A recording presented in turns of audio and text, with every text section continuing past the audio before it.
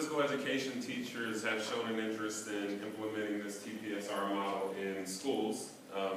One of the experiences I had was an opportunity to provide some professional development that provides assistance to teachers that want to implement that in service setting.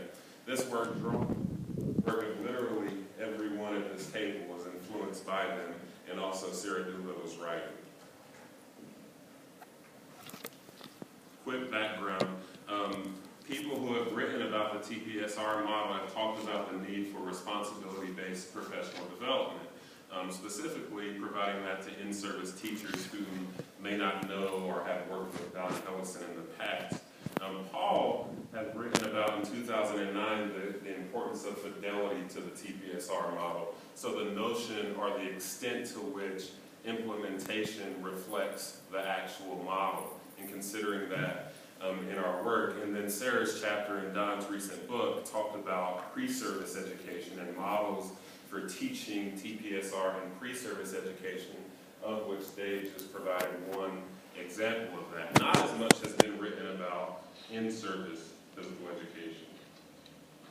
I last year published a paper on this topic, and since this is published and our time is constricted, I will be brief on my methods for this particular talk here that's provided in the particular paper, and some of the findings that I'm going to present are grounded in this paper as well.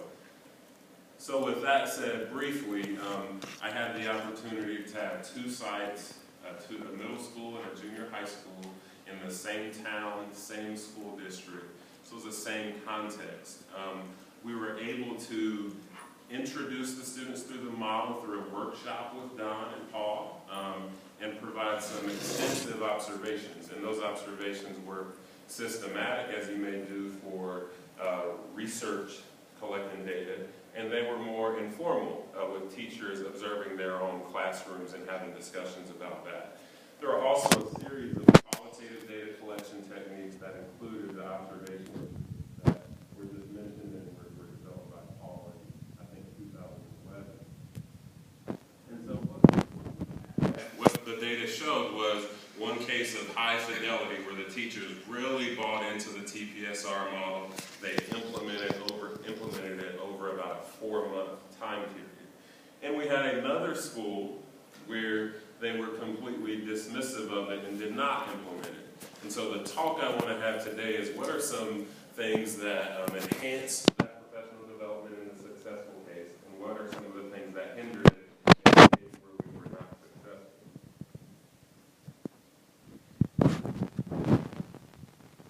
First, starting with the enhancers, the long-term nature of the process took place over about a 4-month period, and that provided some open space and time for experimentation that allowed for us to do some of the observations with the systematic instruments that I mentioned earlier. It also provides an alternative to the lecture-style 2-day workshop professional development model. It takes teachers out of that model and places them in the classroom with the students that they work with. And it also aligns somewhat with what Dave talked about, progression through developmental levels for implementing TPSR. So the long-term nature was very helpful. Collaboration has been key. We've all collaborated and found that to be helpful for us, so it would make sense that it's helpful for our in-service teachers as well. I found that the data showed, I wrote about in the paper, that collaboration between the researcher and the teachers can help kind of close the theory to practice gap, because researchers think a little bit differently than teachers who are working with students every day. Also, collaboration among teachers help to promote sustainability of the model. For example, if there were teacher turnover, more than one teacher in that building had been trained and experienced in using that particular model. And finally, the notion of authentic feedback. And when I say that, I'm talking about feedback that comes from the students that the teachers are working with. Professional development literature has said for a long time that teachers will adopt reforms when they believe it works with their students. And so if we give them opportunities to see the TPSR model work in their own classroom, that can only enhance the professional development. And also also mentioned that the new TARE tools were very supportive in that regard as well. So what were the inhibitors in the negative case? There's this notion of strategic compliance that came into play, and we have to realize that sometimes when we go into a school setting, we come with resources. In this case, there was some grant money.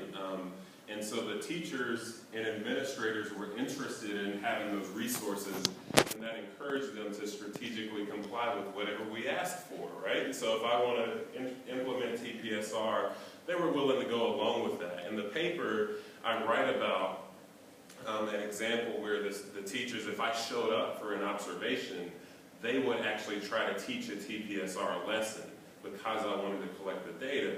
But when I showed up kind of informally the next day, it was all gone. There was no real effort to do that, okay? And one of the school administrators provided a quote where he said, you know, the university wants data. I want the equipment that they're bringing. And you have to decide what you want, okay? So the teachers could decide whether or not they wanted to do this. And, you know, I'll give them credit here. They were very honest with me in the interviews that we had, and you can see that there's some philosophical differences that do not agree with the approach that Don Hillison provides. One of the teachers stated that my role here is to get students into an activity where they're yelling and they're getting worn out. When they go back to English, science, math, etc., they sit in their seats and they listen and they learn. And so that's a vision of physical education. Another stated that everyone at the university hates dodgeball. They don't understand that this is an activity that gets 100% of students, kids involved in, and they love.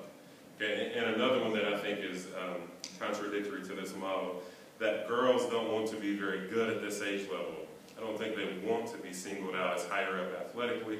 They want everybody to see how smart they are, but physically they just don't want to show it.